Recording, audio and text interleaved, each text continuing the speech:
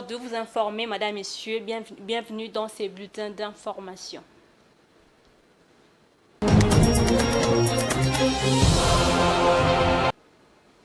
Les États-Unis d'Amérique ont été le premier pays à dénoncer l'agression rwandaise en RDC. C'est l'ambassadrice américaine en poste au Congo qui l'affirme.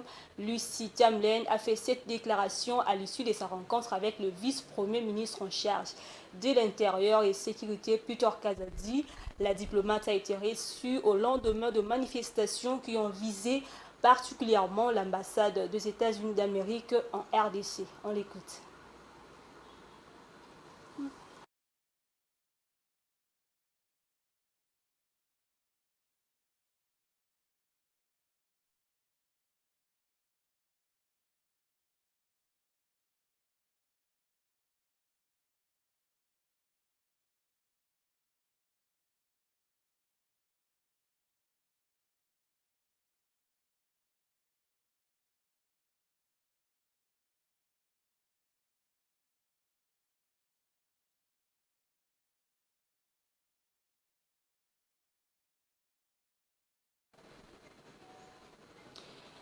Pas de circulation de taxis moto à Gombe, c'est la décision du commissaire divisionnaire de la police de Kinshasa à l'issue d'une réunion de sécurité organisée par le ministre de l'Intérieur lundi 12 février dans la soirée après de manifestations organisées pendant 2 jours à Gombe, une mesure qui n'a pas du tout enchanté les motards. Ils ont appelé le gouvernement à alléger cette mesure. Suivez.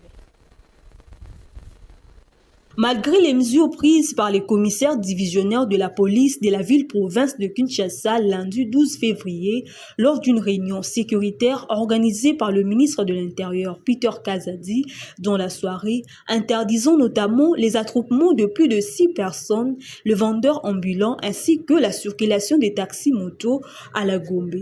Mais l'on peut voir, bien qu'en nombre réduit, la circulation de taxis-motos sur le boulevard du 30 juin sans être inquiétés par les forces de l'ordre. Quelques motards trouvés dans les avenues de la Gombe ont au micro des Géopolice exprimé leur mécontentement. Non, ce n'est pas du tout normal. Ce n'est pas du tout normal d'interdire la circulation de motos ici à Gombe, parce que la moto aide beaucoup de personnes à arriver dans les endroits où les véhicules ne peuvent arriver et avec les embouteillages, la moto facilite. Nous demandons au président de la République d'instruire le ministre de l'Intérieur d'alléger cette mesure. Les motards ne sont pas des inciviques, c'est juste un manque d'emploi. Non, ce n'est pas bien d'emploi. Et ça, juste un manque d'emploi. C'est regrettable d'entendre la décision du ministre parce que la marche d'hier, c'était pas les motards, mais les Congolais qui revendiquaient contre l'agression rwandaise. Nous sommes des responsables. Nous n'avons pas d'autre travail que ça. Et c'est avec ça que nous prenons en charge nos familles, qui nous laissent travailler dans le calme. Signalons que cette mesure est tombée juste après 2 jours de manifestation de la population de Kinshasa devant les ambassades de France, des États-Unis, dénonçant les agressions de l'Est et aussi les silences de la communauté internationale face à cette crise. Je voudrais rassurer chef-lieu de la province du Nord Kivu, le vice-premier ministre de la Défense nationale et ancien combattant Jean-Pierre Bemba a rassuré la population de l'implication de forces de la MONUSCO et de la SADC aux côtés de FARDC contre les terroristes du M23 et l'armée rwandaise dans le but de récupérer les zones occupées et assurer la sécurité à la population. Suivez. Non, je voudrais rassurer la population que la MONUSCO, avec qui nous sommes en réunion et qui fait partie des opérations, n'ait aucune inquiétude. La MONUSCO fait bien partie des opérations aux côtés des FARDC. Et je voudrais d'ailleurs leur en féliciter parce qu'ils font un travail remarquable. Je dis ça parce que je le vois et nous le testons. Ils sont à nos côtés et la population ne doit avoir aucune inquiétude. La MONUSCO sont nos alliés et travaillent à nos côtés. Je pense qu'il y a une mauvaise compréhension, certainement qui sont peut-être dues à des rumeurs qui sont fomentées, mais je peux vous dire et je peux vous attester que la MONUSCO est à nos côtés et combat à nos côtés.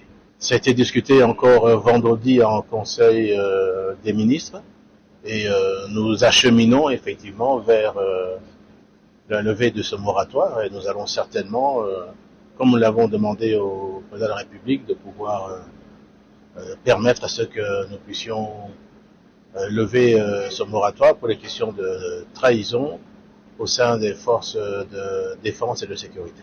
La population de Saké doit savoir que tout est mis en œuvre, comme je l'ai toujours dit, pour la protection des populations de Saké, Goma et tous les alentours, et que l'objectif est de reprendre l'entièreté des territoires et de recouvrir l'intégrité territoriale. Je voudrais confirmer qu'effectivement, la SADC et les troupes de la SADC combattent aux côtés de FARDC, aux côtés de tous nos alliés, et que je vous confirme qu'effectivement, les éléments de la SADC arrivent tous les jours également, et ils se tiennent vraiment à nos côtés, ils combattent à nos côtés. Et pour finir, afin de renforcer la sécurité alimentaire de populations burkinabées face aux conséquences du conflit russo-ukrainien et du changement climatique, la Banque africaine de développement BAD va mettre à la disposition du pays une enveloppe de 38,4 millions d'euros. Cet appui est dédié au projet d'urgence pour le renforcement de la production alimentaire au Burkina Faso. Suivez. Renforcer la sécurité alimentaire au Burkina Faso est l'un des objectifs phares du gouvernement burkinabé. Pour accompagner le pays dans cet élan, la Banque africaine de développement va financer le projet d'urgence pour le renforcement de la production alimentaire au Burkina Faso. Lancé le 6 février 2024, ce projet sera financé à hauteur de 38,4 millions d'euros et devrait permettre de booster la production de maïs, de riz, de soja, de niébé, de sorgho et de blé. Ceci dans le but de réduire les importations de céréales de Russie et d'Ukraine. Il faut remettre les gens au travail, il faut qu'on produise, il faut qu'on mécanise l'agriculture. On a assez de potentiel pour ça. On ne peut pas dire qu'on est souverain tant qu'on tend la main pour manger. L'autosuffisance alimentaire, c'est quelque chose de très important chez nous les Africains. Au Burkina Faso, le taux d'inflation s'est accéléré à 14,4% en 2022 avec le renchérissement des importations de produits alimentaires et pétroliers. Les importations du pays ont augmenté de 9,7% en 2023. Nous avons relevé l'alignement et la pertinence de la stratégie d'intervention de la Banque africaine de développement au Burkina Faso avec les priorités du plan d'action pour la stabilisation et le développement. Nous intervenons dans les secteurs de transport, des infrastructures de transport, secteur de l'énergie, dans le secteur eau et assainissement, dans le secteur de l'agriculture. Selon les autorités burkinabées, la mise en œuvre du projet d'urgence pour le renforcement de la production alimentaire au Burkina Faso devrait permettre une augmentation de la production nationale de riz de 430 000 tonnes et celle de maïs de 707 000 tonnes. Les autres cultures connaîtront également des augmentations de production. Et c'est la fin de ce bulletin d'information, Madame, Messieurs. Merci à vous de l'avoir suivi. Au revoir.